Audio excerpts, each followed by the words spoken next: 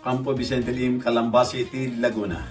Hindi lamang mga huling aralin sa silid-aralan ang naging baon ng mga bagong nagtapos sa Philippine National Police Training Institute sa Campo Vicente Lim, kundi isang panghabang buhay na inspirasyon sa serbisyo bago sila opisyal na ideklarang ganap na alagad ng batas.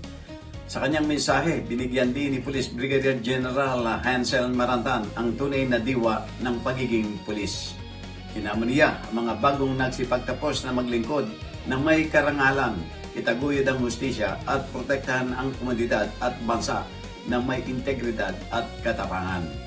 Tampok din sa aktibidad ang pagpapalabas ng Beneath the Badge, isang dokumentaryong naglalahad ng personal na paglalakbay, mga sakripisyo, pagsubok at pagbangon ni Police Brigadier General Marantan.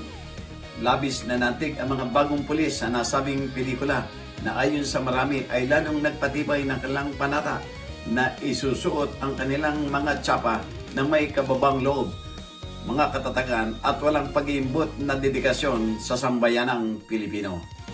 Sa kanilang paglisan sa kampo, bitbit ng bawat isa ang paalala na sa likod ng bawat uniforme ay may pusong nakalaan sa tapat na paglilingkod. Para sa journalnews.com.ph, Jojo Cesar Matsumbol, People's Tonight.